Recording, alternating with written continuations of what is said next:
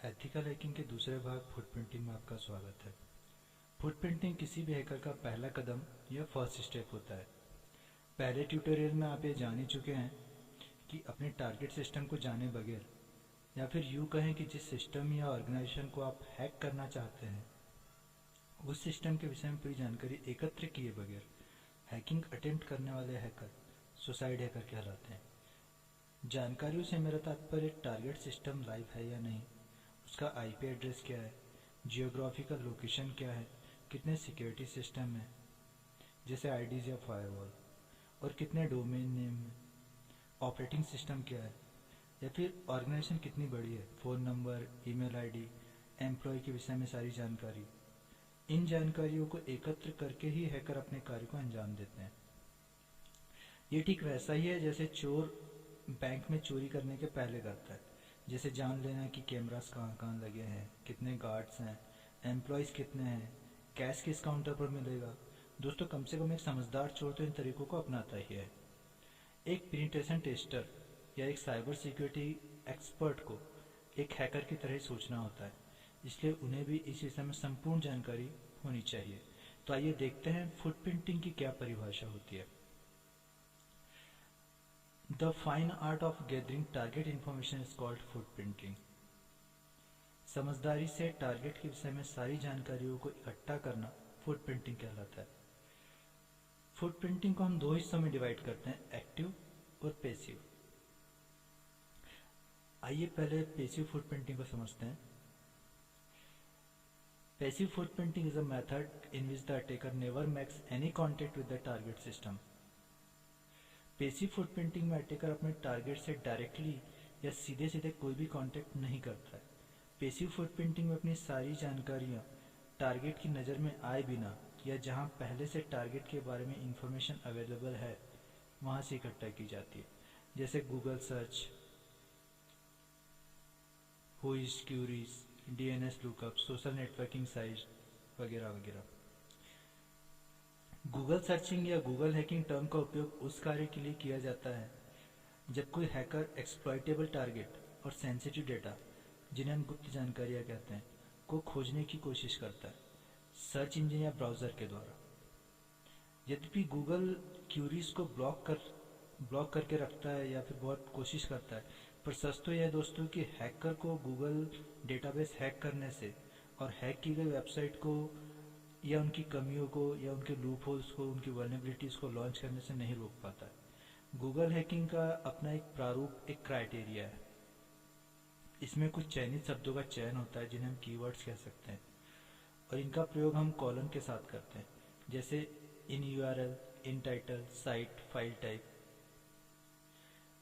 व्होइस query में किन किन वेबसाइट्स का उपयोग करते हैं, इनका प्रैक्टिकल डिमॉन्स्ट्रेशन मैं आपको नेक्स्ट वीडियो में दिखाऊंगा, सारे टूल्स का। अभी हम देखते हैं कि इनमें कितनी उपयोगी जानकारी हमें प्राप्त होती है। व्होइस क्यूरीज के द्वारा domain name registration, IP address, registration date, registration expiry date, owner का फ़ोन नंबर, ऑनर का email ID, address, owner name, location से सारी जानकारी हमें मिल जाती है।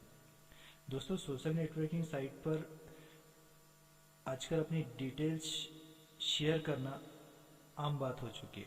आप अपने प्रोफाइल में सारी डिटेल्स बिना सोचे समझे डाल देते हैं। फेवरेट मूवीज़ कौन सी है, फ़ोन नंबर क्या है, ईमेल आईडीज़ क्या है, location, pet name, pin code, father's name, mother's name, सारी डिटेल्स हमारी पहले से ही डली हुई होती हैं। जब कभी किसी हैकर को हमारे पासवर्ड्स को हैक करना होता है तो गेसिंग पासवर्ड अटैक में यही सारी जानकारियों का उपयोग करता है।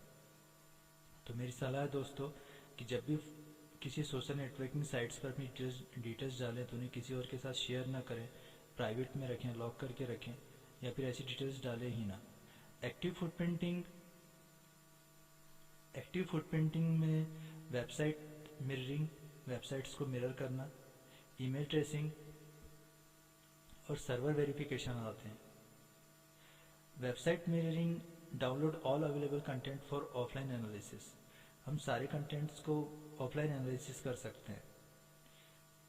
मिररिंग वेबसाइट में वेबसाइट को एज इट इज़ कॉपी किया जाता है वेबसाइट में रिंग टूल्स के द्वारा, जैसे teleport pro, iMiser, HTTP website copier. और वेबसाइट को मिरर करने के बाद फिर ऑफलाइन उनमें वल्नरेबिलिटीज, लूपहोल्स और कमियां ढूंढी जाती है। ऑफलाइन ये सब चीज़ें करने से रिस्क एकदम ना हो जाता है, ना के बराबर हो जाता है, रिस्क नहीं रहते। ईमेल ट्रेसिंग सॉफ्टवेयर में हम एग्जामिन ईमेल प्रोसेसिंग पाथ, आपको ईमेल कहाँ से भेजा गया है, किसने भेजा है, किस आईपी से आया, ये सारी चीज़ें पता चल जाती है। इनके लिए हम कुछ टूल्स का उपयोग करते हैं, जैसे email tracker pro, MSG tag, polite mail और ज़ेंडियो।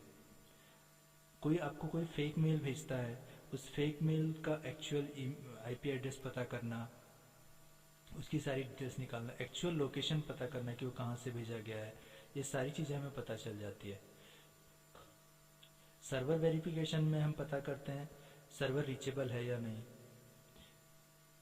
अपने सिस्टम से सर्वर रीचेबल है या नहीं, इसका मतलब ये हुआ कि सर्वर उस समय ऑन है या नहीं, मतलब जिस टारगेट को आप हैक करना चाहते हैं या हैकर जिस टारगेट को हैक करना चाहता है, पहले वो देखता है कि वो सिस्टम लाइव है या नहीं, तो उसके लिए पिंग कमांड का यूज़ किया जाता है। Enumerate network path from attacker to target, अपने सिस्टम से लेकर टारगेट सिस्टम तक कितने राउटर से होकर हम गुजर रहे हैं, वो पाथ पता करने के लिए सर्वर वेरिफिकेशन टेक्निक आ जाती है। इसमें tracert, visual trace port, Sam Spade, TCRT, trace route, इन सारे टूल्स का यूज़ किया जाता है। कनेक्टिविटी देखना हो अगर हमें कि हमारी कनेक्टिविटी एकदम उस टारगेट से सही आ रही है या नहीं आ रही, तो इसमें हम पिंग कमांड का ही यूज़ करते हैं। इससे हमें ये पता चल जाता है कि टारगेट से हमारी कनेक्टिविटी कैसी है, कहीं कोई सर्वर प्रॉब्लम तो नहीं है, कोई नेट प्रॉब्लम तो नहीं है। ये सारी चीज़ें, ये सारी डिटेल्स पता करने के लिए हम सर्वर वेरिफिकेशन टेक्निक्स का इस्तेमाल करते हैं। इसमें जो टूल्स होते हैं ये आपके सामने दिए हुए हैं, ping, tracert, visual trace route, Sam Spade, tracert, trace route. इन सारी डिटेल्स को प्रैक्टिकली मैं आपके सामने नेक्स्ट ट्यूटोरियल में रखूँगा।